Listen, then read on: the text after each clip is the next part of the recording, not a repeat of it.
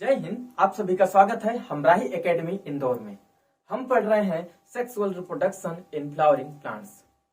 इस चैप्टर में एक लेक्चर हमने पढ़ा था जिसमें हम इंट्रोडक्शन के बारे में डिस्कस किया था, है ना, कौन कौन से पार्ट पढ़ना है पूरे चैप्टर में, इन सब चीजों के बारे में डिस्कस किया था। फ्लावर डिस्कस किया था, फ्लावर के कौन कौन से पार्ट्स होते हैं, कौन कौन से रिप्रोडक्टिव ऑर्गन्स होते हैं, कौन कौन से एक्सेसरी ऑर्गन्स होते हैं, सब चीजें डिस्कस कर ली थी। ठीक है, उनका फंक्शंस क्या होता है ये चीज भी। और आज हम पढ़ेंगे मेल रिप्रोडक्टिव यूनिट के बारे में। मतलब जो फ्लावर होता है उस फ्लावर के अंदर जो मेल रिप्रोडक्टिव यूनिट होती है जिसको हम स्टेमेंस के नाम से बुलाते हैं, उसके बारे में डिटेल में पढ़ेंगे। अगर हम स्टेमेंस के बारे में पढ़ेंगे तो उसके बाद फिर हम उसमें होने वाले, उसके अंदर होने वाले जो इवेंट्स हैं उन इवेंट्स के बारे में भी डिस्कस करेंगे। इवेंट्स क्या है बोले, जो माइक्रोस्पोरोजेनेसिस है, मतलब माइक्रोगेमीड बनता है, माइक्रोस्पोर बनता है, इस चीज को भी हम यहाँ पे डिस्कस करेंगे। तो एक प्रकार से ऐसा बोल दें कि हम जो फ्लावर का जो मेल रिप्रोडक्टिव पार्ट है उस रिप्रोडक्टिव पार्ट में होने वाले इवेंट्स और उसका स्ट्रक्चर, दोनों चीज हम डिस्कस करेंगे। तो अगर इवेंट्स पढ़ना है तो उसके पहले हमें स्ट्रक्चर समझना पड़ेगा कि कौन सी चीजें कहाँ पे होती हैं, तो उन सब चीजों को डिस्कस करते हैं। तो अगर आप मेरे वीडियो में नए हैं और अभी तक आपने चैनल को सब्सक्राइब नहीं किया है तो प्लीज चैनल को सब्सक्राइब कर दीजिए, वीडियो को लाइक कर दीजिए और आगे बने रहिएगा पूरे वीडियो में। क्योंकि अगर आपने इतना सब कुछ समझ लिया है, सुन लिया है, तो तब आपको समझ में आएगा जब मेरा पूरा वीडियो देखेंगे। तो वीडियो के लास्ट तक बने रहिएगा। चलिए देखिए, डिस्कस करते हैं वन बाय वन करके मेल रिप्रोडक्टिव यूनिट। ठीक है, पहले हम स्ट्रक्चर के बारे में डिस्कस करेंगे, फिर उसके बाद हम डिस्कस करेंगे इसके अंदर होने वाले इवेंट्स के बारे में। तो अगर हम बात करें, एक फ्लावर है। अब फ्लावर में क्या होता है बोले, कुछ मेन चीजें होती है। जैसे फर्स्ट, एक मिनट, फर्स्ट अगर हम बोले क्या होता है तो इसमें कैलिक्स होता है, कैलिक्स होता है जिसके बारे में हम पढ़ चुके हैं। ठीक है, कैलिक्स मतलब जो सबसे, जिसको हम सेपल्स बोलते हैं, सबसे नीचे वाला जो सेपल होती है उसको हम कैलिक्स बुलाते हैं। फिर उसके बाद हम कोरोला के बारे में पढ़े थे, कोरोला। फिर उसके बाद जो थर्ड आता है वो है एंड्रोसियम।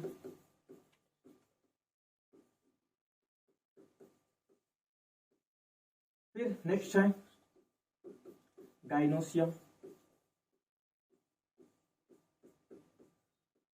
ठीक, तो देखिए मेन बात है ये दोनों जिनके बारे में हमें बात करनी है। कौन कौन से हैं, एक एंड्रोसियम है और दूसरा गाइनोसियम है। यहाँ पे ये दोनों जो पार्ट हैं इनको हम रिप्रोडक्टिव ऑर्गन्स बोलते हैं। कोई भी फ्लावर है उस फ्लावर में या तो एंड्रोसियम होगा या तो गाइनोसियम होगा या तो फिर दोनों रिप्रोडक्टिव ऑर्गन्स मौजूद हो सकते हैं। ये रिप्रोडक्टिव ऑर्गन्स नहीं होते, ये एसेसरी ऑर्गन्स होते हैं जो बाद में फिर जैसे फर्टिलाइजेशन कंप्लीट हो जाता है तो उसके बाद फिर क्या हो जाते हैं, धीरे से सूख करके नीचे गिर जाते हैं। तो देखिए एक फ्लावर आपके सामने है। इसमें अगर बात की जाए कि इसका कैलिक्स कहाँ है तो कैलिक्स मैंने तोड़ के फेंक दिया था। ये फ्लावर मेरे द्वारा ही खींचा गया इसका फोटो है, तो उसको मैंने फेंक दिया है। उसके बाद एक पेटल्स बचा के रखी थी इसलिए ताकि आपको अच्छे से दिखा सकूं मैं। मेन मेरा फोकस था यहाँ पे जो मेल रिप्रोडक्टिव ऑर्गन है उसको दिखाने का, इसलिए मैंने उस पर ज्यादा फोकस किया है। तो ये जो है इसको कोरोला बोलते हैं। ठीक है, कोरोला बोले तो एक सिर्फ पेटल्स है। कोरोला क्या होता है बोले, इन पेटल्स का जो सबका अरेंजमेंट होता है एक सब ग्रुप में जो होते हैं उनको हम कोरोला के नाम से बुलाते हैं। जो हॉर्न होता है उस हॉर्न को हम क्या बुलाते हैं, कोरोला बुलाते हैं। किसका हॉर्न, पेटल्स का हॉर्न होता है। सेम इसी प्रकार से ये स्टेमेंस हैं। स्टेमेंस का जो हॉर्न है, मतलब इतने सारे जो स्टेमेंस इन सबको एक साथ हम क्या बुलाते हैं, एंड्रोसियम बुलाएंगे। ठीक है, अब किसी के अंदर एक सिर्फ पिस्टिल होती है या किसी बहुत सारी पिस्टिल्स होती हैं तो फिर वहां पे हम गाइनोसियम शब्द का इस्तेमाल करते हैं। किसके लिए, पिस्टिल के लिए। तो हम बात कर रहे हैं किसके लिए, हम बात कर रहे हैं मेल के पार्ट, मेल वाला जो रिप्रोडक्टिव ऑर्गन है जिसका नाम है स्टेमेन। स्टेमेन, ठीक है, तो स्टेमेन क्या होता है बोले, मेल रिप्रोडक्टिव यूनिट होती है जो दो पार्ट से बनी होती है। फर्स्ट पार्ट जो होता है इसका, उसको हम एंथर बोलते हैं, एंथर। ठीक है, एंथर। और सेकंड जो पार्ट होता है उसको हम फिलामेंट बोलते हैं। ठीक है, फिलामेंट बोलते हैं। ओके, ये दो पार्ट होते हैं। तो ध्यान से सुनिएगा। देखिए एक फ्लावर है आपके सामने। इस फ्लावर में अगर मैं इसको रिप्रेजेंट करूं या फिर किसी और को उठा के रिप्रेजेंट करूं, इसको रिप्रेजेंट करते हैं तो ध्यान से देखिएगा। ये जो यहाँ से इस तरीके से जा रहा है और वहां से वापस घूम करके आ रहा, फिर यहाँ पे इस तरीके से इसमें एक एंथर लगा हुआ है। तो ये जो यहाँ से एक्चुअल में अटैच यहाँ से है वो, ठीक है, इस तरीके से गया है और यहाँ से गया वापस यहाँ पे आ गया। तो ये जो गया है एक स्टाल का गया है ऊपर की तरफ, सिलेंड्रिकल स्टाल की जो गया है इसको हम फिलामेंट के नाम से बुलाते हैं। क्या बुलाते हैं इसको, फिलामेंट बुलाते हैं। और यहाँ पे ये जो बाइलोब्ड क्या लगा हुआ है, एक स्ट्रक्चर लगा हुआ है, उस स्ट्रक्चर को हम एंथर बुलाते हैं। क्या बुलाते हैं उसको, हम एंथर के नाम से जानते हैं। तो देखिए ध्यान से सुनिएगा, जो मेल रिप्रोडक्टिव ऑर्गन होता है वो एक स्टाल के द्वारा जुड़ा होता है, ठीक है। उसमें मतलब दो पार्ट का होता है, एक उसमें सिलिंड्रिकल स्टाल्क होता है जो नीचे बेस में जुड़ा हो सकता है या तो फिर पेटल्स में जुड़ा हो सकता है, ठीक है। यहाँ पे जुड़ा होगा या तो बेस में जुड़ा होगा या तो पेटल्स में जुड़ा होगा। तो आगे जैसे अगर बात करें यहाँ पे हम इसको थोड़ा मैं यहाँ पे इस तरीके से बना देता हूँ। मान लीजिए ये आपका क्या है, एक मेल रिप्रोडक्टिव ऑर्गन है। ये ऊपर वाला एंथर हो गया, ये एंथर है और ये फिलामेंट है, फिलामेंट है, ठीक। तो फिलामेंट का जो सबसे नीचे वाला पार्ट होता है इसको प्रॉक्सिमल एंड बोलते हैं। कल भी बताया था मैंने, क्या बोलते हैं इसको, प्रॉक्सिमल एंड बोलते हैं। जो प्रॉक्सिमल एंड है ये कहाँ पे जुड़ा हो सकता है, या तो जुड़ा होगा थैलेमस में या तो फिर कहाँ जुड़ा होगा, सॉरी पेटल्स में। कहाँ पे जुड़ा होगा, या तो थैलेमस में, थैलेमस में, ठीक है, या फिर जुड़ा होगा ये पेटल्स में। किसमें जुड़ा होगा, पेटल्स में, ठीक है, पेटल्स में।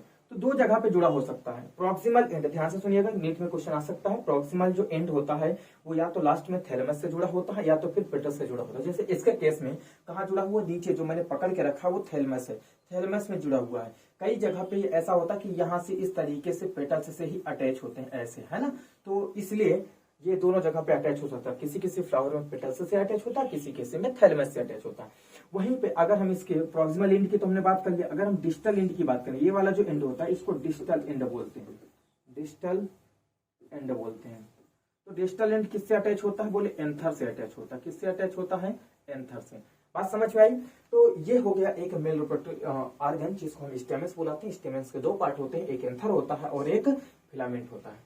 जो एंथर होता है वो बाइलोब्ड होता है, उस मतलब उसके दो लोब होते हैं, दो हिंदी में पाली बोलते हैं, तो द्विपालित होता है ना, दो लोब होते हैं एंथर। अब इतना चलो ठीक है, समझा दिया मैंने। एंथर कहाँ पे अटैच होता है, हमेशा जो सिलिंड्रिकल स्टाल्क है उसके टर्मिनल एंड में, सबसे लास्ट वाला जो टिप वाला पार्ट, सबसे लास्ट का जो टिप वाला पार्ट होता है वहां पे अटैच होता है ना। ये चीज याद रखिएगा। तो ये हो गया, यहाँ पे हमने स्ट्रक्चर समझ लिया। और आगे हम मूव करते हैं अगर, तो यहाँ से देखिए हम उसके स्ट्रक्चर पे चलते हैं। कहाँ पे, एंथर के स्ट्रक्चर में चलेंगे। अब हम डिटेल में पढ़ेंगे और ज्यादा। अभी हमने क्या एक कंपैरेटिव स्टडी की कि स्टेमेंस क्या होता है। स्टेमेंस के दो पार्ट होते हैं, फ्लावर से मैंने आपको दिखा दिया। अब हम फिर से डिटेल में चलते हैं, कहाँ पे, स्ट्रक्चर ऑफ एंथर। एंथर का स्ट्रक्चर पढ़ेंगे। फिर उसके बाद अब देखिए मेन बात यहाँ पे है कि हम इसके स्टाल्क की ज्यादा कहानी नहीं पढ़ सकते। स्टाल्क में क्या होता है, वेरिएबल होता है। इसकी जो लेंथ होती है ना, वेरिएबल लेंथ का होता है, वेरिएबल लेंथ का होता है, वेरिएबल लेंथ का होता है। तो इसके है ना ज्यादा इससे में पढ़ना नहीं है कुछ भी कि कभी मोटा होता पतला होता, वेरिएबल लेंथ का होता है, इससे फर्क नहीं पड़ता, ठीक है। बस वो है कि क्या करता है, जो एंथर होता है उसको होल्ड करके रखता है। मेन मकसद उसका ये है। हमें क्या पढ़ना है, मेन अब एंथर पढ़ना, क्योंकि जो भी हमें रिप्रोडक्टिव ऑर्गन से रिलेटेड जो हमें इवेंट्स पढ़ने हैं, जो हमें माइक्रोस्पोरोजेनेसिस पढ़नी है, वो तो इसी के अंदर हो रही है, ठीक है। तो इसको हमें डिटेल में पढ़ना है। तो अब हम चलते हैं क्या क्या पढ़ेंगे, एंथर पढ़ेंगे डिटेल में। सबसे पहले अगर हम बात करें एक एंजियोस्पर्मिक फ्लावर में, तो उसका जो एंथर होता है वो कैसे होता है, बाइलोब्ड होता है। बाइलोब्ड कैसे होता है बोले तो उसमें इस तरीके से दो लोब होते हैं। एक लोब ये हो गया, इसी के पीछे की तरफ एक लोब ऐसा होता है। अगर इसी को मैं आमने सामने से बनाऊं तो एक लोब इस तरीके से जुड़ा होता है, थोड़ा सा यहाँ पे मोटा, और दूसरा लोब इस तरीके से जुड़ा होता है, ठीक है। और यहाँ से ऐसे इसमें सिलिंड्रिकल स्टाल्क जुड़ा होता है। समझ में आई बात। तो इसमें क्या होते हैं बोले, दो लोब होते हैं। अगर ये दो लोगों को आपको और डिटेल में समझना है, देखना है आपको, तो आपको एक डायग्राम और दिखाता हूँ। नहीं दिख रहा, उसी में देखते हैं, ठीक, इसी में देखते हैं। देखिए मैं इस डायग्राम को एक बार बड़ा कर रहा हूँ, ठीक है, आपको दिखाता हूँ सब चीजें।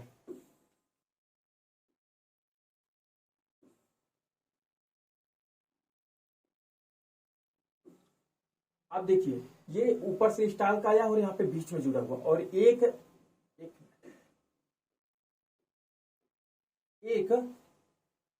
इस प्रकार से लोब बना हुआ, ये लोब है, और दूसरा लोब यहाँ से बगल से गया है पीछे की तरफ से होकर कि एक लोब ये बनाया। दो लोब यहाँ पे दिख रहे हैं, ठीक है। एक लोब अगर इसमें आप देखना चाहेंगे तो देखो, एक लोब इस तरीके से ये यहाँ पे है, और दूसरा लोब इसके पीछे की तरफ दिख रहा है, ये है। यहाँ पर भी एक लोब अगर देखना चाहेंगे आप तो एक लोब कुछ इस प्रकार से ये है, ठीक, और दूसरा लोब इसके पीछे से ये है। तो ये कैसा होता है, बाइलोब्ड होता है। कैसा होगा, इसका स्ट्रक्चर कैसा होगा, बाइलोब्ड होगा।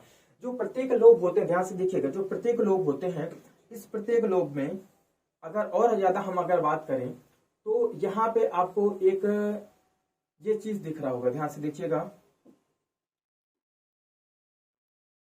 देखिए एक लोब है, एक लोब क्या वो बीच से इस तरीके से अलग है, आपको दिख रहा हो, समझ में आ रहा हो थोड़ा सा, तो है तो एक ही लोब, ये एक लोब है, इसके पीछे वाला दूसरा लोब ये पीछे की साइड है, जो आगे तरफ लोब दिख रहा है ये भी बीच में, ध्यान से देखना, देखिए जैसे ये बीच में है ना, बीच में, तो बीच में ये एक ऐसा सेप्टम होता है, इस सेप्टम से जुड़ा हुआ होता है, और सेप्टम जब भी एंथर मेच्योर हो जाता है तो सेप्टम से ही खुल जाता हो, सेप्टम से क्या हो जाएगा, अलग हो जाएगा, और अंदर के जितने भी पॉलन ग्रेन्स होंगे वो बाहर आ जाएंगे। तो ये सेप्टम है, आगे आगे चल के मैं इसका बात करूंगा सेप्टम की, ठीक है। अभी यहाँ पे इसको ऐसे छोड़ता हूं मैं और आगे मूव करते हैं। देखिए यहाँ पे कुछ आपको स्ट्रक्चर दिख रहा है ना। अब इसी को अगर मैं और डिटेल में बनाऊं तो ये स्ट्रक्चर कुछ इस प्रकार से बनेगा,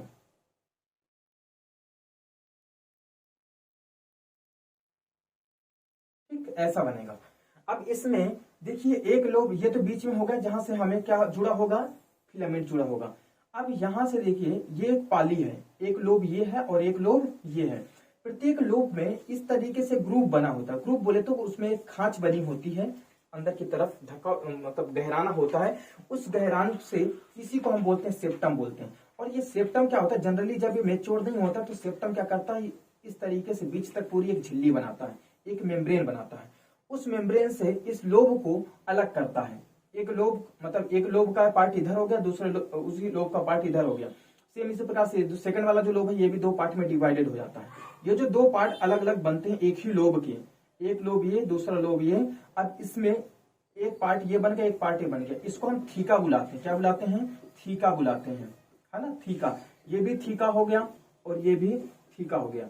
तो कहने का मतलब ये है कि एक जो एंथर होता है, ध्यान से सुनिएगा, एक जो एंथर होता है वो एंथर के दो लोब होते हैं, दो लोब में प्रत्येक लोब में फिर दो थीका होते हैं। कितने होते हैं बेटा, दो थीका होते हैं, टू थीका, है ना, टू थीका होते हैं, थीका थीका होते हैं। ओके, तो देखिए इस तरीके से दो थीका, तो टोटल कितने थीका हो गए, बोले चार थीका हो गए, ठीक है, टेट्रा थीकस हो गया। अब ये जो थीका होते हैं इसी के अंदर की तरफ कुछ विशेष टिश्यू होते हैं जो जिनके अंदर क्षमता होती है कि आगे चल के वो क्या बनाएंगे, माइक्रोस्पोर्स बनाएंगे, ठीक है। तो ये जो थीका वाला स्ट्रक्चर है इसी स्ट्रक्चर को हम क्या बोलते हैं, माइक्रोस्पोरेंजियम बुलाते हैं। तो इस तरीके से 1 2 3 4 कितने माइक्रोस्पोरेंजियम हो गए, 4 माइक्रोस्पोरेंजियम हो गए, ठीक है। सिमिलर इस माइक्रोस्पोरेंजियम और उसका जो प्लूरल बनेगा वो माइक्रोस्पोरेंजिया। तो इस तरीके से 4 माइक्रोस्पोरेंजिया बनके तैयार होते हैं, ठीक है। आशा करता हूं यहां तक चीजें समझ में आई होंगी। अब थोड़ा सा इस डायग्राम में भी हम फोकस करेंगे, पहले उसके बाद उसके पहले हम क्या करते हैं, जो हम पढ़ रहे हैं टॉपिक जो मैंने समझाया उसको एक बार हम डिस्कस कर लेते हैं यहाँ पे, किस पैराग्राफ वाइज कैसा दिया है, ठीक है। तो typical angiospermic anther composed of 2 lobes, कितने लोब से बना होगा, 2 लोब से बना होगा, आप सब पढ़ लेना, ठीक है। Separated by tissue called connective tissue, उसको हम क्या बोलते हैं, कनेक्टिव टिश्यू बोलते हैं। यहाँ से ध्यान से देखिए, जैसे ये है, ये बीच में जो होता है इसको हम क्या बोलते हैं, कनेक्टिव टिश्यू। यहाँ पे क्या है, कनेक्टिव टिश्यू है,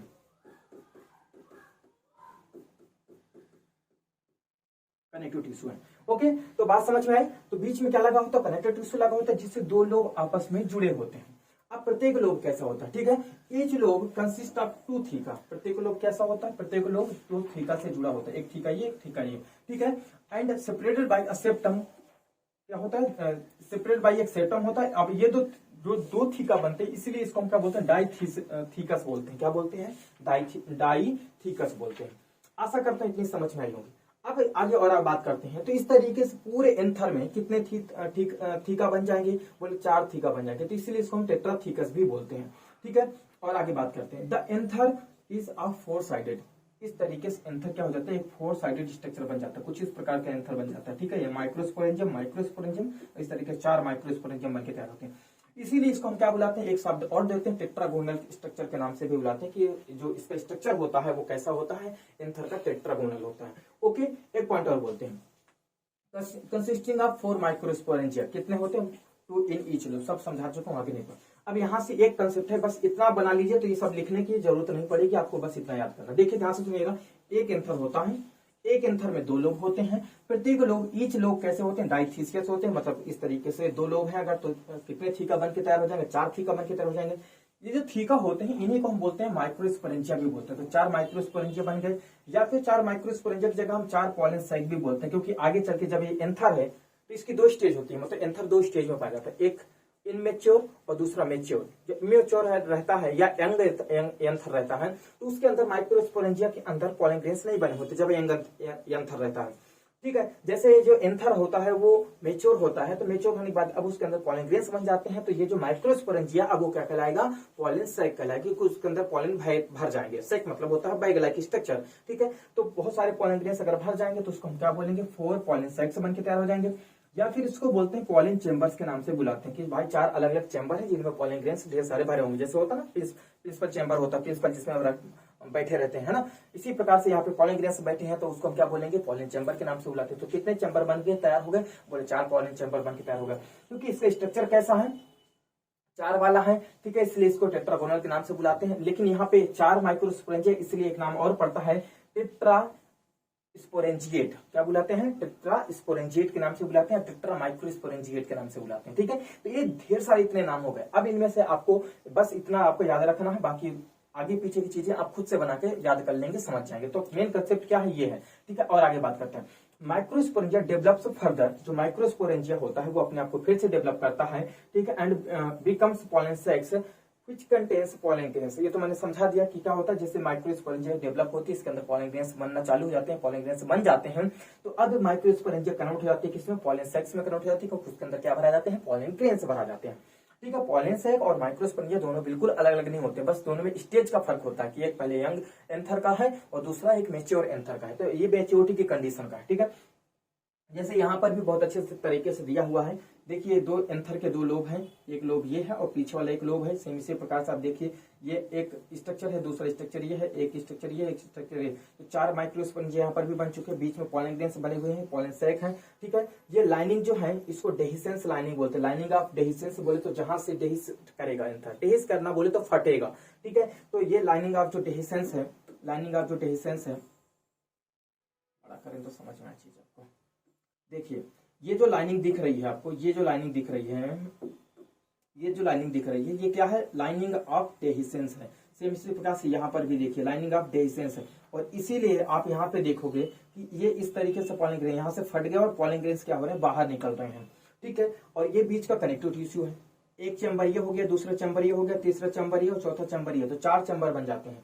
जब 4 चैम्बर बन गए तो इसलिए हम बोलते हैं इसमें 4 पॉलन चैम्बर्स होते हैं या 4 पॉलन सैक्स होते हैं, ठीक है। और नीचे इसका फिलामेंट है जिससे वो अटैच होता है। तो आशा करते हैं चीजें आपको समझ में आई होंगी, ठीक है। और आगे मूव करते हैं। नेक्स्ट है स्ट्रक्चर ऑफ माइक्रोस्पोरेंजियम।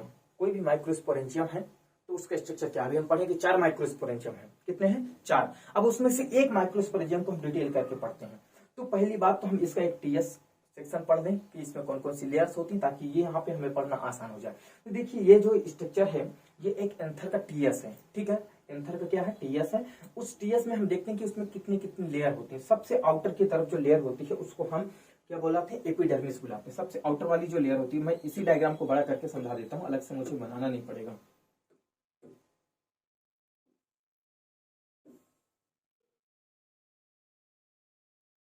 देखिए सबसे आउटर वाली जो लेयर है, सबसे आउटर वाली जो लेयर है, उस आउटर वाली लेयर को हम क्या बुलाते हैं, एपिडर्मिस के नाम से बुलाते हैं, ठीक है। क्या है वो, एपिडर्मिस है। उसके बाद फिर जो सेकंड वाली जो लेयर है उसको हम क्या बुलाते हैं, एंडोथीसियम बुलाते हैं। तो एपिडर्मिस हो गया, एंडोथीसियम हो गया, ठीक है। एंडोथीसियम के बाद फिर नेक्स्ट वाली जो लेयर होती है उसको मिडिल लेयर बुलाते हैं। तो मिडिल लेयर शायद इधर की तरफ चली गई है, एक मिनट, ये यहाँ पे आपको अंदर की तरफ वाली जो लेयर है वो दिख रही होगी, क्या बुलाएंगे उसको हम, मिडिल लेयर के नाम से बुलाएंगे। तो यहाँ पे आपको देखने को मिल रहा है मिडिल लेयर्स बुलाते हैं, ठीक है। तो सबसे आउटर वाली कैसी क्या हो गई, एपिडर्मिस हो गई, ठीक है। और फिर उसके बाद जो एंडोडर्मिस हो गई और लास्ट में फिर मिडिल लेयर हो गई, ठीक है। तो इस प्रकार से 3 लेयर बन के तैयार हो गई। ओके, आशा करता हूँ आपको यहाँ तक चीजें समझ में आई होगी। अब सबसे अंदर वाली जो लेयर होती है उसको हम टेपिटम बुलाते हैं। क्या बुलाते हैं, टेपिटम के नाम से बुलाएंगे। तो देखिए ध्यान से सुनिएगा, सबसे आउटर वाली जो होती है उसको एपिडर्मिस बुलाते हैं, फिर एंडोडर्मिस आती है, एंडोडर्मिस के बाद फिर मिडिल लेयर और लास्ट में फिर आती है टेपिटम, ठीक है। ये इनका सीक्वेंस हो गया। अब हम बात करते हैं कि जो टेपिटम है, टेपिटम के अंदर की तरफ क्या होगा। तो टेपिटम के अंदर की तरफ क्या भरे होते हैं, स्पोरोजिनस टिश्यू भरे होते हैं, जो आगे चल के पॉलिन मदर सेल्स कहलाएंगे और आगे चल के फिर पॉलिन मदर सेल्स डिवाइड करके पॉलिन ग्रेन्स बनाती है, ठीक है। बीच में क्या होता है, कनेक्टिव टिश्यू होता है, जो दोनों को, ध्यान से सुनना, ये पूरा एक अल्टीमेटली ये जो पूरा स्ट्रक्चर है ना, ये क्या है, प्रकार का लोब है, ठीक है। तो जो 2 लोबों को आपस में जोड़ के रखता है और साथ में यहाँ से अटैच होता है फिलामेंट, ठीक है, तो ये स्ट्रक्चर हो गया किसका, फिर से रिपीट कर रहा हूं, ये स्ट्रक्चर जो दिख रहा है ये आपको एक टीएस है, एंथर का, एंथर का क्या है, टीएस है। अब अगर इतना सा पार्ट को हम जूम करके देखें तो जूम करने के बाद अगर हम देखेंगे तो हमें कुछ इस प्रकार का स्ट्रक्चर देखने को मिलेगा। ठीक है, चलिए अब देखिए सबसे आउटर में हमने क्या पढ़ा, बोले एपिडर्मिस होती है, सिंगल सेल की लेयर होती है, सबसे आउटर की, एंथर की सबसे आउटर वाली जो लेयर होती है सिंगल सेल की लेयर होती है जिसको एपिडर्मिस के नाम से जानते हैं। ठीक है, उसके बाद जो लेयर होती है वो एंडोथीसियम होती है, एंडोथीसियम भी सिंगल सेल की लेयर होती है, बट जो मिडिल लेयर होती है वो 2 से 3 सेल की लेयर हो सकती है, 2 से 3 सेल की लेयर हो सकती है मिडिल लेयर। तो यहाँ पे जैसे ये सेल और ये वाली सेल की जो परत है पूरी, ये किसकी परत है, ये बोले मिडिल लेयर है। और मिडिल लेयर के जस्ट अंदर की तरफ क्या होती है, टेपिटम होती है, क्या होती है, टेपिटम होती है। तो आशा करता हूं यहाँ तक तुम्हें चारों लेयर तो क्लियर हो गई होगी। अब इसके अंदर जो भरे होते हैं वो स्पोरोजीनस टिश्यू होती है जिसको माइक्रोस्पोर मदर सेल्स बुलाते हैं। स्पोरोजीनस टिश्यू बोल दीजिए, चाहे आप बोल दीजिए माइक्रोस्पोर मदर सेल बोल दीजिए। माइक्रोस्पोर मदर सेल को ही हम बोलते हैं पॉलन ग्रेन मदर सेल भी बोलते हैं या पॉलन मदर सेल के नाम से भी बुलाते हैं। ठीक है, तो ये हो गया स्ट्रक्चर, ये उसका क्या है, एक उसी टीएस का हमने जूम करके देखा है कि किस प्रकार से एक माइक्रोस्पोरेंजियम के स्ट्रक्चर में अरेंजमेंट कैसा होता है इन लेयर्स का। तो हमने पहले नंबर देखा, कौन से आउटर से अंदर की तरफ हमने देखा, जहां पर भी हमने देखा उनका अरेंजमेंट देखा। ध्यान से देखिएगा, ये सिंगल सेल जो होती हैं जनरली लंबी होती हैं, ठीक है, या फिर ये बोल सकते हैं कि रेक्टेंगुलर होती हैं, जबकि अंदर वाली सेल्स जो होती हैं ये कैसी होती हैं, पेंटागोनल सेल्स भी हो सकती हैं, हेक्सागोनल सेल्स भी हो सकती हैं, जो हमारी कौन सी सेल्स है, टेपिटम सेल्स हैं, क्योंकि इनके पास बहुत ज्यादा रिजर्व फूड मटेरियल होता है। ठीक है, ध्यान से देखिए, एक प्रोमिनेंट बड़ा सा न्यूक्लियस है और ढेर सारा क्या है इनके पास, रिजर्व फूड मटेरियल है। सबके पास इनमें ढेर सारा रिजर्व फूड मटेरियल भरा होता है। क्यों, क्योंकि अंदर की तरफ ये जो माइक्रोस्पोर मदर सेल से भरी हैं, जब ये डिवाइड करेंगी तो इनको न्यूट्रिशन की आवश्यकता होती है। जब ये पॉलन ग्रेन्स बनाएंगे तो न्यूट्रिशन की आवश्यकता होती है। वो न्यूट्रिशन किसके द्वारा प्रोवाइड किया जाता है, टेपिटम्स के द्वारा प्रोवाइड किया जाता है। ठीक है, जितना भी नरिशमेंट होता है, इसीलिए इनको हम नरिशेस करने वाली सेल्स जो होती है नर्स सेल के नाम से भी जानते हैं। टेपिटम सेल को हम क्या बुलाते हैं, नर्स सेल्स बुलाते हैं, या फिर हम ये बोल सकते हैं कि ये जो सेल्स होती है ये माइक्रोस्पोर जो टिश्यू है इनको, या माइक्रोस्पोर मदर सेल्स जो है इनको क्या करेगा, वो लगातार न्यूट्रिशन देने का कार्य करेगा। तो आशा करता हूं आपको डायग्राम से जो चीजें मुझे समझाना था मैंने बहुत अच्छे तरीके से आपको समझाया है। ठीक है, अब इसको मैं छोटा करके और आपको एक बार फिर से ले चलता हूं कहां पे, अपने पैराग्राफ में। ठीक है,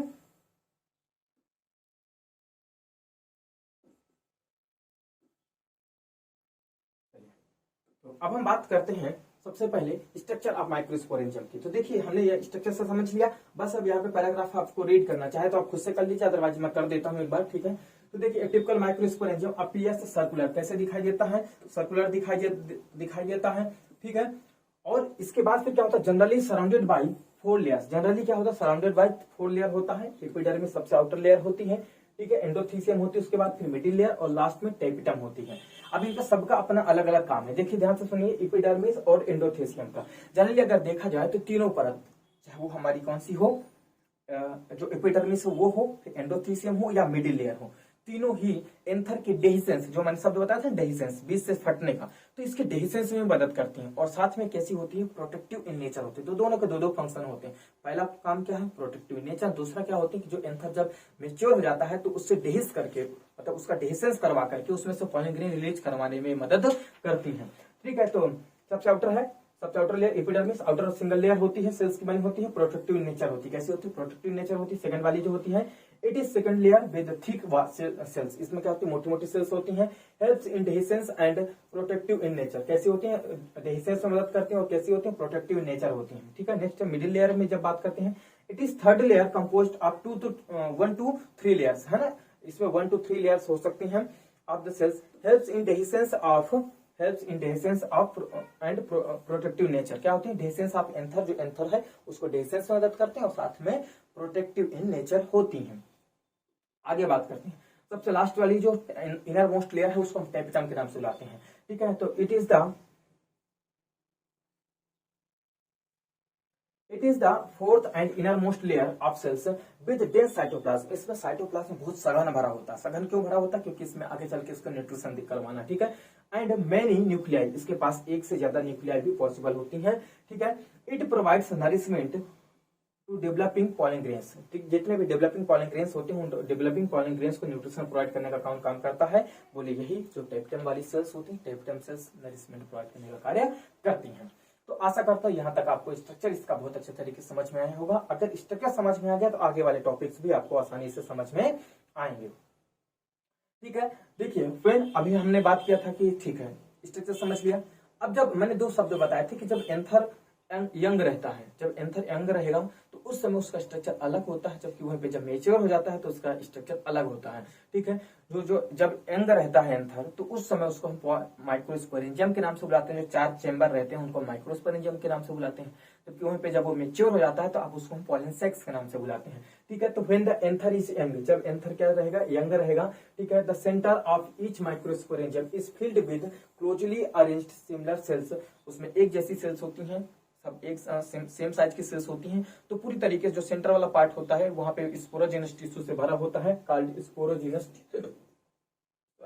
टिश्यू बुलाते हैं। ठीक है, फिर लास्ट में जब मेच्योर हो जाता है तो मेच्योर होने के बाद अब उसमें क्या बनते हैं, ढेर सारे पॉलन ग्रेन्स बन जाते हैं। आपको इस डायग्राम में आपको ढेर सारे पॉलन ग्रेन्स दिख रहे होंगे, जो आपको पॉलन ग्रेन्स दिख रहे हैं ढेर सारे, ये देखिए पॉलन ग्रेन्स हैं। ठीक है, तो अब क्या हो गए, ये आपस में जो अलग अलग चैम्बर पहले हुआ करते थे अब वो चैम्बर क्या हो गए, खुल गए आपस में। मतलब उनके बीच का जो सेप्टम था, सेप्टम क्या हो गया, ब्रेक हो गया। और जैसे सेप्टम ब्रेक हो जाता है तो दो माइक्रोस्पोरेंजियम खुल आपस में मिल जाते हैं। मिलने के बाद यहाँ पे बीच में जो एक सेप्टम लगा था, सेप्टम क्या हो चुका, पूरी तरीके से ब्रेक हो चुका है। तो इस तरीके से यहाँ से डेहिस कर जाता है, मतलब दो आपस में माइक्रोस्पोरेंजियम जो थे या पॉलन चैम्बर थे वो आपस में मिलने के बाद बाहर की तरफ डेहिस कर जाते हैं। अब डेहिस कौन करवाता है, जो एंडोथेसियम वाली लेयर होती है और मिडिल लेयर होती है, ये सब मिल करके क्या करते हैं, उसको डेहिस करवाते हैं। मुख्यतः अगर बोले सिर्फ एक लेयर बोले, 4 लेयर में से अगर बोले आपको ऑप्शन दे दे कि इसमें से कौन सी लेयर है जो डेहिस करवाने में मदद करती है, तो एंडोथेसियम मदद करती है। ठीक है, वहां पर भी फिर क्या बोलोगे आप, सिर्फ एंडोथेसियम का नाम लोगे। तो चलिए बात करते हैं। At maturity, pollen sacs are formed by the fusion of microsporangium. pollen sacs बन जाते हैं किसके द्वारा, फ्यूजन ऑफ माइक्रोस्पोरेंजियम से। जो pollen sacs हैं, ठीक है, ये आपस में मिल जाते हैं। मिलने के बाद क्या बनाते हैं, प्रत्येक लोग के 2 माइक्रोस्पोरेंजियम होते हैं, वो मिल करके क्या बनाते हैं, pollen sacs बना लेते हैं। ठीक है, अभी जो pollen sac है, आपको इस वाले डायग्राम में देखो जो मेरे द्वारा फोटो खींचा गया है। देखिए इसमें आपको यहाँ से देखिए ये पूरी तरीके से सिर्फ पॉलन ग्रेन्स नजर आ रहे होंगे, कितने सारे इसमें पॉलन ग्रेन्स है। ठीक है, अगर आपको लगे तो मैं डायग्राम और बड़ा कर सकता हूँ। ठीक है,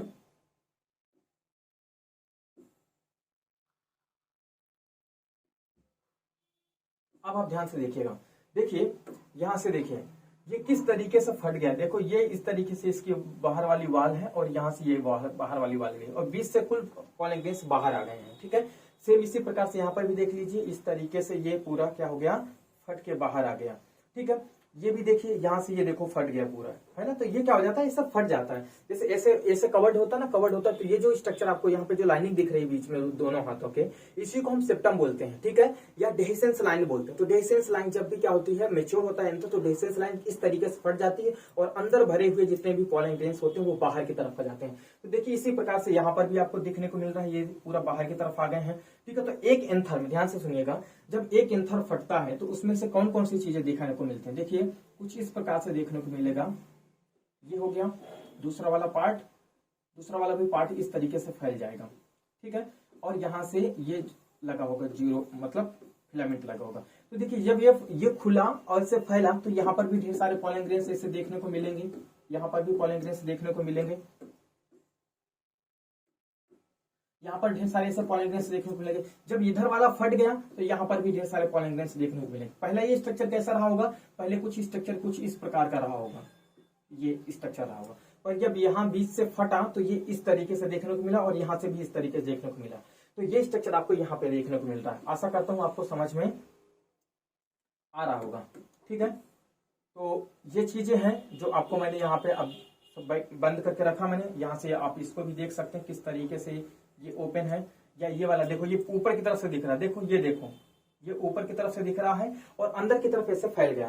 तो ये है कुल मिला के स्ट्रक्चर। बस समझाने के लिए मेरा यही काफी है, इतना आशा करता हूँ समझ में आ गया होगा आपको। इसमें इवन पॉलन ग्रेन्स भी नजर आ रहे होंगे, जैसे मुझे नजर आ रहे हैं। तो ढेर सारे ये जो पॉलन ग्रेन्स रखे हुए हैं ये इतने माइक्रो है कि वहां पे अगर मैं पेन भी रखता हूँ तो मेरा पेन बड़ा हो जा रहा है। ठीक है, तो ये है माइक्रोस्पोर्स। इस तरीके से क्या करता है, डेहिस करता है, फटता है और पॉलन ग्रेन्स को रिलीज करता है। आशा करता हूं अब ये चीजें समझ में आ गई, तो मैं इसको छोटा कर देता हूं। ठीक है, और आगे मूव करें अब नेक्स्ट स्लाइड में। तो हम पढ़ लिया माइक्रोस्पोरेंजियम। अब पॉलन ग्रेन्स भी देख लिया, उसका डायग्राम भी देख लिया, माइक्रोस्पोरेंजियम का डायग्राम भी देख लिया, किस तरीके से मेच्योर माइक्रोस्पोरेंजियम होता कैसा होता है और जो यंग माइक्रोस्पोरेंजियम होता है वो कैसा होता है, दोनों चीज देख लिया। अब हम यहाँ पे पढ़ेंगे कि जब यंग से जब मेच्योरिटी की तरफ जाता है तो उसके बीच में एक स्टेप, एक इवेंट होता है। उस इवेंट का नाम क्या है? माइक्रोस्पोरोजेनेसिस। उस इवेंट का नाम क्या है? माइक्रोस्पोरोजेनेसिस। तो ये माइक्रोस्पोरोजेनेसिस क्या होती है, किस बला का नाम है, कहां से आती है, ठीक है, और इसमें कौन कौन से स्टेप्स इन्वॉल्व होते हैं। तो सबसे पहले समझिए कि मान लीजिए यहाँ पे ये एक सेल है, ठीक है, इसका नाम क्या है? तो बोले नाम है इसका पॉलन मदर सेल। इसका नाम क्या है? Pollen mother cell. अभी पॉलन मदर सेल जैसे अपने आप को मेच्योर करेगी, मतलब जब एंथर होगा तो धीरे धीरे जैसे एंथर अब मेच्योरिटी की तरफ जाएगा तो उसमें क्या होगा? इसमें डिवीजन होगा। कैसा डिवीजन होगा? बोले इसमें एक रिडक्शनल डिवीजन होता है, जिससे क्या होती है? फर्स्ट मियोसिस होती है और इसमें 2 सेल बनके तैयार होती है, ठीक है। यहाँ पे क्या होगा? यहाँ पे मियोसिस फर्स्ट होगा और जैसे इसमें मियोसिस फर्स्ट होगा उसके बाद 2 सेल बनके तैयार होती हैं। जो दोनों सेल होंगी ये कैसी होंगी? हेप्लॉइड होंगी। कैसी होंगी? हेप्लॉइड होंगी। अब ये दोनों सेल्स जो हैं हेप्लॉइड हैं और आगे चल के फिर से इनमें मियोसिस सेकेंड भी होता है, तो फिर से इनमें कितने सेल बनेगी? बोले फिर से 2-2 सेल बनेंगे, फिर से 2-2 सेल बनेगी, ठीक। तो यहाँ पे क्या हुआ? यहाँ पे क्या हुआ? यहाँ पे मियोसिस सेकेंड हुआ, ठीक है। अब ध्यान से सुनिएगा, अगर यहाँ पे n है तो यहाँ पर भी क्या हो जाएगा? n ही रहेगा, यहाँ पे n ही रहेगा। सब सेल कैसे होंगी? हेप्लॉइड होंगी। बट यहाँ पे ये कैसी थी? ये डिप्लॉइड थी, 2n वाली सेल थी। तो जो 2n वाली सेल थी पॉलन मदर सेल जिसमें 2n थे, वो अब फर्स्ट टाइम डिवाइड करती है तो उसमें रिडक्शनल डिवीजन होता है। एक्चुअल में यही रिडक्शनल डिवीजन होता है, जबकि ये कैसा होता है? इक्वेशनल डिवीजन की तरह होता है। तो आशा करता हूँ ये चीजें आपको इतनी दूर तक समझ में आई होगी। अब एक्चुअल में कैसे चल रहा होता? मैंने तो यहाँ से आपको एक स्टेप समझा दिया मेयोसिस का, जो 11th क्लास में आपने पढ़ा। एक्चुअल में कैसे चल रहा होता? देखिए ध्यान से सुनिएगा। जो सेल होती है उसमें जैसे न्यूक्लियस है, तो न्यूक्लियस क्या होता है? सबसे पहले स्पिंडल फाइबर्स बनते हैं, न्यूक्लियस डिवाइड होकर के आधा न्यूक्लियस इधर चला जाता है। ये न्यूक्लियस जो है आधा न्यूक्लियस इधर चला जाएगा और आधा न्यूक्लियस इधर चला जाएगा, तो बीच का न्यूक्लियस गायब हो गया, ठीक है। अब इसमें क्या होगा? बीच में इससे सेप्टम बनेगा, मतलब पूरी तरीके से क्या हो जाएगा? यहाँ से सेल क्या हो जाएगी? सेपरेट हो जाएगी।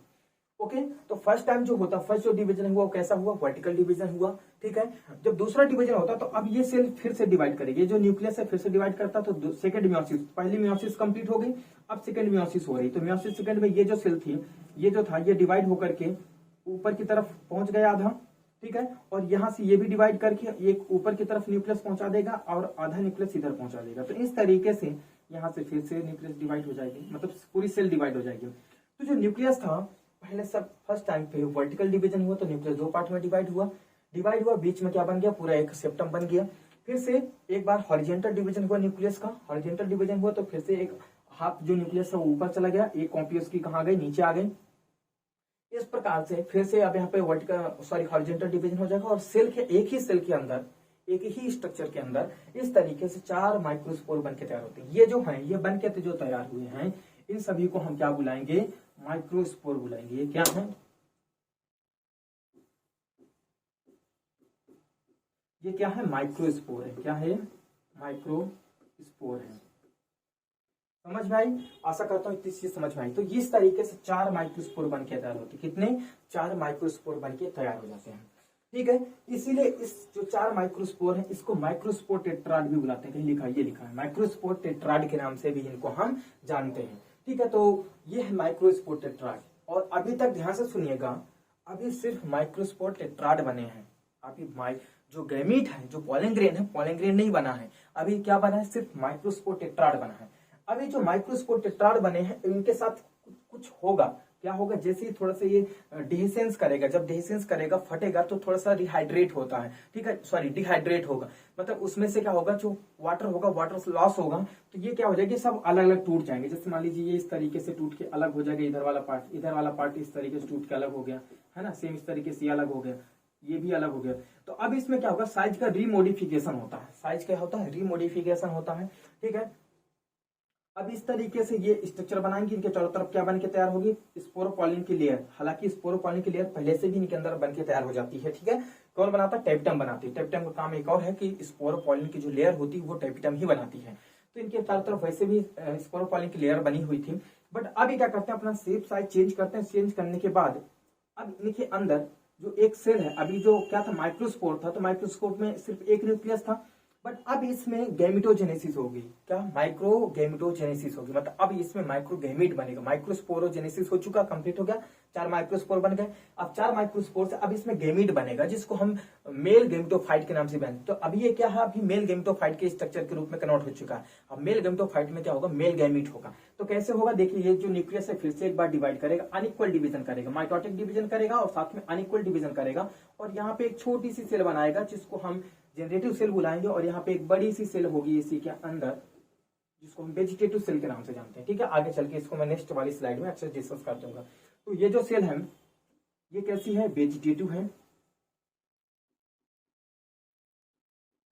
वेजिटेटिव सेल है, ठीक है। और ये जो छोटी वाली है इसी को हम बोलते हैं जेनरेटिव सेल बोलते हैं। क्या बोलते हैं, जेनरेटिव सेल, ठीक।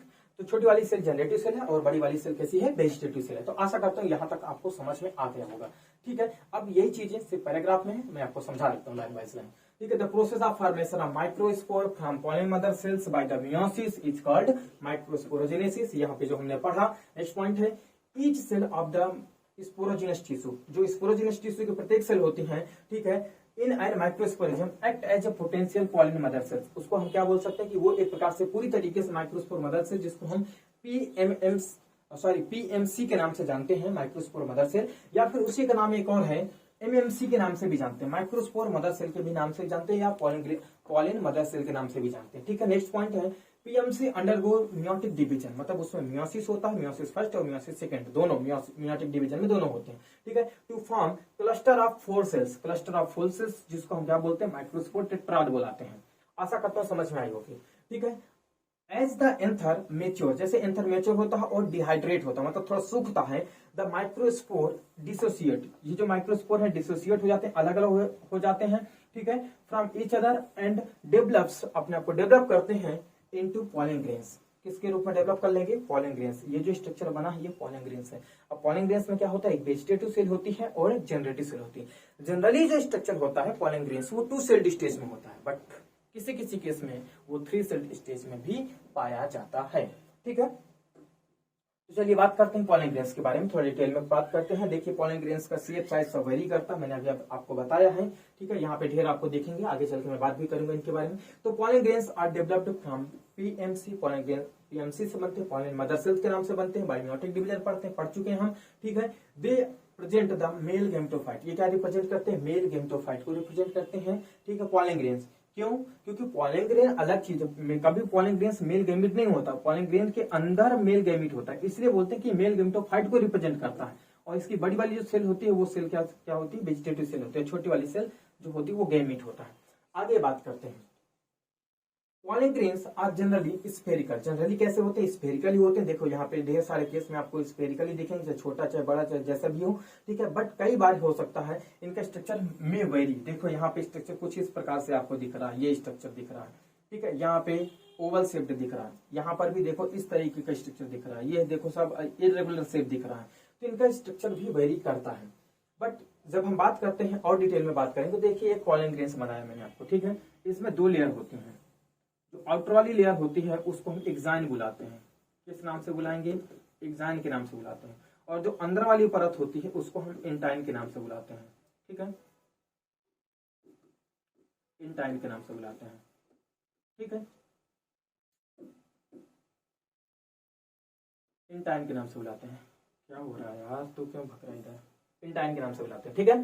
तो आशा करता हूं समझ में आया। जो एक्साइन होती है, जो एक्साइन होती है ये स्पोरोपोलिन की बनी होती है, किसकी बनी होती है, स्पोरोपोलिन की बनी होती है, ठीक है। जबकि ये जो होती है ये सेलुलोज एंड पेक्टिन की बनी होती है, किसकी बनी होती है, सेलुलोज प्लस पेक्टिन, पेक्टिन की बनी होती है। जो स्पोरोपोलिन होती है सबसे हार्डेस्ट ऑर्गेनिक सब्सटेंस होता है ना, मतलब नेचर में पाया जाने वाला सबसे ज्यादा हार्डेस्ट ऑर्गेनिक सब्सटेंस होता है। ना तो इसको कोई एसिड ब्रेक डाउन कर सकता, ना इसको कोई कीड़े मकोड़े ब्रेक डाउन कर सकते हैं, कुछ भी नहीं है। कभी अपने आप से क्या बोल सकते हैं, डिग्रेड होता ही नहीं है। डिग्रेड बोले तो ना तो सड़ता है, गलता है ना, कई सालों तक इसको प्रिजर्व करके रखा जा सकता है, नेचर में भी ऐसे पड़ा रह सकता है। तो ये जो एंजाइम होती है बहुत मतलब ये बोल सकते हैं कि नेचर का हार्डेस्ट सब्सटेंस होता है, जबकि सेलुलोज और पेक्टिन नॉर्मल होता है, ठीक है, इसको कोई भी एंजाइम्स डिग्रेड कर सकते हैं। तो बात करते हैं, pollen grains are covered by 2 layers, outer exine and inner वाली इंटाइन के नाम से बुलाते हैं उसको, ठीक है। नेक्स्ट पॉइंट एक्साइन के बारे में, it is a hard layer made up of sporopollenin, किसकी बनी होती है, स्पोरोपोलिन की बनी होती है, which one of the most resistant organic material present in the nature, ठीक है। शायद मैंने हार्डेस्ट बोल दिया, वो रेसिस्टेंट है। रेसिस्टेंट बोले तो जल्दी किसी को कोई भी जो एंजाइम्स हो उसको ब्रेक डाउन ना करें, इसलिए उसको हम क्या बोलते हैं, रेसिस्टेंट के नाम से बुलाते हैं ना। हार्डेस्ट सॉरी गलत बोल दिया मैंने। नेक्स्ट पॉइंट आगे बात करते हैं, intine, it is the inner layer made up of cellulose and pectin, ठीक है। क्या होती है, जो इंटाइन होती है वो इनर वाली लेयर होती है, सेलुलोज और पेक्टिन की बनी होती है, ठीक है। नेक्स्ट पॉइंट आता है, the exine has prominent aperture, जो एक्साइन होता है उसके पास कुछ अपर्चर्स होते हैं, ठीक है, वेयर पोलिन एब्सेंट होता है। जनरली जो स्पोरोपोलिन होती है वो एक कॉन्टिन्यूस लेयर मान सकते हैं, बट बीच बीच में कैसी होती है, होल होते हैं, छोटे छोटे माइक्रोस्पोर, मतलब माइक्रो छोटे छोटे पोर होते हैं उसमें, इसलिए हम बोलते हैं कि जो एक्साइन होती है वो डिसकॉन्टिन्यूस होती है, जबकि वहीं पे जो इंटाइन होती है वो कॉन्टिन्यूस लेयर होती है। तो एक्साइन में क्या होता है, छोटे छोटे अपर्चर, अपर्चर का मतलब होता है छोटे छोटे बहुत बारीक छेद होने, जैसे यहाँ पे आपको थोड़ा सा डार्क सा दिख रहा होगा, यहाँ पे दिख रहा होगा, है ना, सभी में थोड़ा थोड़ा होता है, जैसे यहाँ पे आपको ये थोड़ा सा नजर आ रहा है, तो ये थोड़ा सा क्या होता है, माइक्रोस्पोर बहुत छोटा सा छिद्र होता है जिसको हम अपर्चर के नाम से बुलाते हैं, जहां से पॉलन ट्यूब बाहर निकलती है। अब एक पॉलन ग्रेन में एक अपर्चर भी हो सकता है, एक से अधिक अपर्चर भी हो सकते हैं, 2 3 4 5 अपर्चर भी हो सकते हैं, बट जनरली अगर एक होता है तो बेहतर रहता है, 2 होते हैं तो बेहतर रहता है, क्योंकि उसमें से आसानी से एक ही डायरेक्शनल पॉलन ट्यूब निकलती है। आगे बात करते हैं, इस कॉल्ड जर्मपोर, उसका नाम क्या है, इसका नाम ही जर्मपोर है, ठीक है। तो अपर्चर होता है इसी को हम क्या बुलाते हैं, जर्मपोर के नाम से बुलाते हैं, ठीक है, जहां से पॉलन ट्यूब अराइज होती है, बाहर की तरफ निकलती है। इंटाइन इज कॉन्टिन्यूस लेयर, जो इंटाइन होती है वो कॉन्टिन्यूस लेयर होती है, उसमें किसी प्रकार के जर्मपोर्स प्रेजेंट नहीं होते हैं। तो आशा करता हूँ ये भी चीज आपको अच्छे समझ में आई होगी, ठीक है। और आगे मूव करते हैं, देखिए यहाँ पे अब आपको और चीजें देखने को मिलेंगी। अगर कोई पहली बार जब बनता है, क्या क्या बनता है बोले, एक पॉलन ग्रेन्स बनता है, तो पॉलन ग्रेन्स का टेट्राड जो स्ट्रक्चर आपको दिखा रहा था वो टेट्राड ये है। अब इस टेट्राड में से एक फिर पॉलन ग्रेन का जो स्पोर है, वो स्पोर से किस तरीके से पॉलन ग्रेन डेवलप होता है, ये पूरी स्टेप्स दी है। तो देखो ये क्या है, माइक्रोस्पोर है, ठीक है। माइक्रोस्पोर से अब यहाँ पे क्या बन रहा है, एक मेल गैमेटोफाइट बन रहा है, जिसको हम पॉलन ग्रेन के नाम से बुलाते हैं। तो यहाँ पे क्या दिया है, सबसे पहले पॉइंट है, न्यूली सिंथेसाइज्ड पॉलन है central nucleus and dense cytoplasm, मतलब जो चीज डिस्कस करने वाले वो ये चीज है, बोल दूं सीधे सा कि इसकी जो स्टेप्स है वो किस स्टेप से इस तरीके से एक मैच्योर पॉलन ग्रेन्स बनता है। यहाँ पे तो एक हमें माइक्रोस्पोर दे दिया, माइक्रोस्पोर से बन रहा है क्या, एक डेवलप्ड पॉलन ग्रेन्स बन रहा है, या फिर ये बोल सकते हैं कि जो डेवलपमेंट होता है वो पूरी तरीके से एक मैच्योर पॉलन ग्रेन्स कंप्लीट होता है, बनता है। तो यही स्टेप्स दिए हैं किस तरीके से चलता है। हालांकि इसके बहुत सारे पॉइंट मैं आपको पहले बोल चुका हूं, पर फिर भी एक बार पढ़ूंगा, मैं पढ़ देता हूं, ठीक है। Immature pollen grains, the protoplast mitotically divides, जो प्रोटोप्लास्ट मतलब जो भी साइटोप्लाज्म न्यूक्लियस वगैरह जो कुछ भी इसके अंदर होता है उस सबको एक साथ मिला के हम क्या बुलाते हैं, प्रोटोप्लास्ट बुलाते हैं। तो प्रोटोप्लास्ट जो होता है वो माइटोटिकली डिवाइड होता है, डिवाइड होने पर क्या बनाता है बोले, 2 सेल बनाता है, बट जो डिवीजन होता है वो अनइक्वल डिवीजन होता है, एक छोटी सेल बनती है और एक कैसी सेल बनती है, एक बड़ी सेल बनती है, ठीक है। into 2 unequal cells, one is bigger and another is smaller, which is bigger one is called vegetative cell and smaller one is called generative cell. जो बिगर सेल होगी उसके पास क्या होगा, बहुत ज्यादा रिजर्व फूड मटेरियल होगा, जबकि जो जनरेटिव सेल होगी छोटी होगी उसका शेप कैसा होगा, स्पिंडल शेप होगा, थोड़ी सी लंबी शेप की होगी, है ना, spindle in shape, based dense cytoplasm, उसके पास साइटोप्लाज्म भी कैसा होगा, सघन होगा, ठीक है। एंड न्यूक्लियस, उसके पास न्यूक्लियस भी होता है, तो ठीक है, इलोंगेटेड मतलब स्पिंडल से न्यूक्लियस भी होगा, स्पिंडल सेल वो सेल भी होगी, जबकि जो पहली वाली जो बड़ी सेल है उसका इरेगुलर न्यूक्लियस होता है, इरेगुलर न्यूक्लियस होता है, बहुत ज्यादा साइटोप्लाज्म होता है, ठीक है, और साथ में उसका साइज भी बड़ा होता है। और आगे बात करते हैं, this is called 2 celled stage, मतलब ये जो मैच्योर पॉलन ग्रेन्स आपको बन के दिख रहा है यहाँ पे, इसको हम 2 सेल्ड पॉलन ग्रेन्स बोलते हैं। हालांकि किसी किसी स्पीशीज में 3 सेल्ड पॉलन ग्रेन्स भी मौजूद होता है, ठीक है। 3 सेल्ड क्यों, कि जो अपना जो जेनेटिव सेल है आगे चल के फिर से एक बार डिवाइड कर जाती है। जब डिवाइड करेगी फिर से एक बार तो इसमें 2 मेल गैमेट बन जाते हैं, तो इसलिए वो 3 सेल्ड स्टेज में चला जाता है आगे। ठीक है, in majority angiosperms, majority of angiosperms हैं, pollen grains are released in 2 celled stage, whereas the other species in another species the generative cell divide into 2 male gamete। जो generative cell होती है वो डिवाइड करके 2 male gamete बनाती है। thus pollen grains is said to be in 3 stage, इसलिए वहां पे क्या होता है 3 सेल्ड स्टेज में पहुंच जाता है। ठीक है, आगे बात करते हैं इसका इंपॉर्टेंस क्या। अगर पॉलन ग्रेन्स हमने देख लिया, पॉलन ग्रेन्स बन गया, माइक्रोस्पोरोजेनेसिस देखिए, माइक्रोस्पोरोजेनेसिस के बाद हमने पॉलन ग्रेन्स का स्ट्रक्चर देखा, उसका कितना वेरी करता है, सब चीज देखा। माइक्रोस्पोर से जो पॉलन ग्रेन्स बना, माइक्रोस्पोर से पॉलन ग्रेन बनने तक की जो स्टेप्स हैं उन स्टेप्स के बारे में हमने देखा, पढ़ा। ठीक है, और आगे बात करते हैं इंपॉर्टेंस ऑफ पॉलन ग्रेन्स। अब पॉलन ग्रेन्स अगर बन गया है तो उसकी इंपॉर्टेंस क्या है, तो देखिए ध्यान से सुनिएगा। फर्स्ट इंपॉर्टेंस ये है कि कंटेन्स मेल गैमेट। ठीक है, दे कंटेन्स मेल गैमेट, इनके पास क्या होता है मेल गैमेट होता है। ठीक है, फॉर द सेक्सुअल रिप्रोडक्शन। तो पहला तो पॉइंट यही है कि पॉलन ग्रेन्स पॉलन ग्रेन्स का इंपॉर्टेंस क्या है, बोले इसके अंदर मेल गैमेट होता है जो एक जगह से दूसरी जगह ट्रांसफर होता है। कहां तक ट्रांसफर होता है, बोले जब भी एंथर के अंदर बनता है तो एंथर के अंदर से पॉलन ग्रेन जा करके स्टिग्मा के ऊपर लैंड करता है। किसके ऊपर लैंड करेगा, स्टिग्मा के ऊपर लैंड करेगा और फिर जाकर के ओवरी के अंदर वो जो ओव्यूल बैठा उसको फर्टिलाइज करेगा। तो मेन काम है इसके अंदर मेल गैमेट होता है, मेल गैमेट को कैरी करना। मेन काम क्या है, मेल गैमेट को कैरी करना। एक प्रकार से मेल गैमेट का क्या है, कैरियर कहलाता है। ठीक है, नेक्स्ट पॉइंट है दीज आर न्यूट्रिएंट रिच। ये इनके पास क्या होता है, न्यूट्रिएंट्स बहुत ज्यादा होता है, इसलिए बहुत सारे जो इंसेक्ट्स होते हैं, जो ऑर्गेनिज्म होते हैं, वो कई बार इसको यूज करते हैं। ठीक है, this taken as a food supplement. और इवन जैसे हम जैसे इंसान जो हैं इसको फूड सप्लीमेंट के रूप में भी लेते हैं। हालांकि केवल हम ही नहीं फूड सप्लीमेंट के रूप में लेते हैं, हनी भी है, ये सब भी अपने फूड सप्लीमेंट के लेते हैं। जितने भी मैक्सिमम इंसेक्ट्स हैं कई बार इसको भी फूड सप्लीमेंट के रूप में लेते हैं। इंसेक्ट रॉबर्स जो होते हैं, है ना, पॉलन रॉबर्स जो होते हैं, वो रॉबर्स भी क्या करते हैं, इनको फूड सप्लीमेंट के रूप में लेते हैं। तो जब ये लेते हैं तो इसका मतलब साइंटिस्टों ने खोज निकाला कि भाई नहीं, इसमें न्यूट्रिशन होता है, ह्यूमन बीइंग के लिए भी बेनिफिशियल है, तो ह्यूमन बीइंग भी इसको फूड सप्लीमेंट के रूप में लेता है। ठीक है, देखिए यहाँ पे पॉलन वी टेबलेट्स के नाम से लिखा है यहाँ पे। ठीक है, ये एक्चुअल में पॉलन ग्रेन्स की टेबलेट्स हैं। ठीक है, इसमें क्या होता है, जो natural we collected pollen grains है, मधुमक्खी के द्वारा कलेक्टेड पॉलन ग्रेन्स यहाँ पे है इन टिनी गोल्डन पॉट्स, मतलब छोटे छोटे गोलियों के रूप में। ठीक है, सेम इसी प्रकार से यहाँ पर भी क्रीम के रूप में मौजूद हो सकता है ना। ये जो सिरप होता है, ड्रॉप होती है, ड्रॉप के रूप में मौजूद हो सकता है, पाउडर के रूप में मौजूद हो सकता है ना। हर चीज में हर अलग अलग रूप में इसको बना करके, पेस्ट बना करके इसको दिया जा सकता है। तो कई सारे रूप में मौजूद हो सकता है। तो कहने का मतलब ये है कि इसके अंदर बहुत ज्यादा न्यूट्रिशन होता है, न्यूट्रिशन वैल्यू ज्यादा होती है, इसलिए इसको फूड सप्लीमेंट के रूप में लिया जाता है। पहले इसका उपयोग जो एथलीट्स होते हैं, एथलीट्स भी इसका यूज करते थे, जैसे फुटबॉलर है ना, या वॉलीबॉलर हैं, या क्रिकेट मैदान में खेलने वाले हैं, या फिर एथलीट्स दौड़ने वाले हैं, जिम्नास्टिक वाले पर्सन हैं, ये क्या करते थे, इसको यूज करते थे। इससे क्या होता था, इनके पास बहुत ज्यादा स्टेमिना बढ़ जाता था। मतलब जो इतना नेचुरल जो फूड सप्लीमेंट है, इतना ज्यादा इनके पास न्यूट्रिशन बढ़ा देता कि वो भाई दिन भर खेल लेंगे ना तो भी नहीं थकते थे। ठीक है, पर चलो कोई पहले से खा के जा रहा है, अब वो पता दो 4 राउंड 5 राउंड लगा लेगा तब भी उसमें उसी प्रकार से एनर्जी बनी रहेगी। कहने का मतलब ये कि इसके अंदर बहुत ज्यादा न्यूट्रिशन होता था। इस इंटरनेशनल लेवल पे अलग अलग जो गवर्नमेंट है इनको क्या कर दिया, इसको बैन कर दिया गया कि बोले कोई भी जो खिलाड़ी है, जो एथलीट है, वो पर्सन कभी भी इस तरीके के पॉलन ग्रेन्स या टेबलेट्स या इनके जो क्रीम है, इन सब चीजों का सप्लीमेंट का यूज नहीं कर सकता, उसमें बैन कर दिया गया।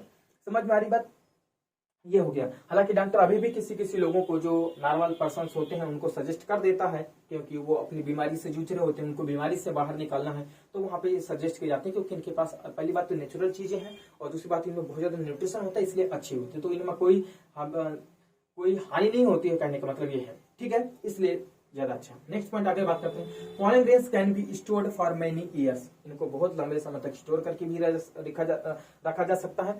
कहाँ पे रखा जाता है, बोले नाइट्रोजन, जो नाइट्रोजन होती है, लिक्विड नाइट्रोजन होती है, लिक्विड नाइट्रोजन को 1-196 डिग्री सेल्सियस में ले जाकर के इनको स्टोर करके रखा जा सकता है। ठीक है, मैनी ईयर्स तक। इसमें जहां पे स्टोर किया जाता है वहां पे इसको हम पॉलन बैंक बुलाते हैं। जैसे हमारी पैसे वाली बैंक होती है ना, या ज्वेलरी वाली बैंक होती है, सेम इसी प्रकार से यहाँ पर भी बैंक है। आपने सुना होगा ब्लड बैंक भी होती है, तो सेम इसी प्रकार से पॉलन बैंक भी होती है। कहाँ पे रखा जाता है, इनको पॉलन ग्रेन बैंक में रखा जाता है, to be used later for the crop breeding programs. कहाँ पे, क्रॉप ब्रीडिंग प्रोग्राम्स। जैसे मान लीजिए कोई प्लांट की स्पीसीज है, अब वो धीरे धीरे क्या हो रही है, विलुप्त हो रही है, गायब हो रही है, थ्रेटेंड स्पीसीज है, तो अगर थ्रेटेन स्पीसीज है तो उसको हमें बचाना पड़ेगा। तो एक काम करते हैं, पहले से कुछ उसके पॉलन ग्रेन्स हम इकट्ठा करके रख लेते हैं, ताकि इन फ्यूचर हम माइक्रो प्रोपगेशन से या फिर किसी भी मेथड से उसमें से कुछ प्लांट्स बना सके, अगर ये प्लांट्स गायब हो जाते हैं तो इसलिए भी। और साथ में जैसे एक जगह पे है, मान लीजिए दूसरी जगह पे उसमें पॉलन ग्रेन्स अच्छे से नहीं बन पा रहे, तो वहां से पॉलन ग्रेन्स ले जाकर के उनका हाइब्रिडेशन करवाया जा सके। तो मेन बात है कि जो ब्रीडिंग प्रोग्राम्स होते हैं जिसमें हम नए नए प्लांट्स बनाते हैं, उनके बारे में हम क्या बोलते हैं, स्टडी करते हैं, या फिर नई नई डिस्कवरीज करते हैं प्लांट्स के बारे में, नई नई वैरायटीज बनाते हैं, वहां पे इनका इस्तेमाल किया जा सकता है। क्योंकि हर बार नए पॉलन ग्रेन्स लेके जाना, फिर कहां से पॉलन ग्रेन लेकर के आना, कलेक्ट करना, वो पॉसिबल नहीं होता। तो इसलिए इनको क्या कहते हैं, पहले बैंक में जो पॉलन बैंक होता है, नाइट्रोजन जो लिक्विड नाइट्रोजन है उसमें -196 डिग्री सेल्सियस में स्टोर कर लिया, जब भी जरूरत पड़ी निकाला, उनका यूज कर लिया, है ना। ये वायबल भी रहते हैं, मतलब रखने का मतलब ये नहीं कि वो डेड हो चुके, खत्म हो चुके, वो उस समय इनएक्टिव हो जाते हैं, पर जैसे उनको फिर से नॉर्मल टेम्परेचर में लाया जाएगा, फिर से क्या हो जाते हैं, वो एक्टिवेट हो जाते हैं, फिर से एक्टिव हो जाते हैं। तो वायबल रहते हैं, वायबल मतलब वो जर्मिनेट कर सकते हैं, इसलिए वहां पे इसका इंपॉर्टेंस ज्यादा होता है। तो आशा करते हैं सब चीजें आपको लेक्चर अच्छे से आपको समझ में आया होगा। अभी भी अगर कोई डाउट है तो आप मुझे कमेंट बॉक्स में बता दीजिए। अगर आपको अच्छा लगा तो भी आप कमेंट करिए। आप बिल्कुल कमेंट भी नहीं करते हैं, लाइक भी नहीं करते हैं, चैनल को सब्सक्राइब भी नहीं करते हैं, तो प्लीज सब्सक्राइब करिए। कंटेंट बनाने में बहुत मेहनत लगती है आपके सामने, जो भी एक 45 मिनट का, 20 मिनट का, आधा घंटा का जो भी वीडियो रहता है, तो बहुत टाइम लगता है इसमें बनाने में। तो आशा करता हूँ आपको वीडियो पसंद आया हो। अगर वीडियो पसंद आया तो वीडियो को लाइक कर दीजिएगा, ठीक है। चैनल को सब्सक्राइब नहीं किए हैं तो कर लीजिएगा, बेल आइकन को भी प्रेस करिएगा। Bye bye, thank you.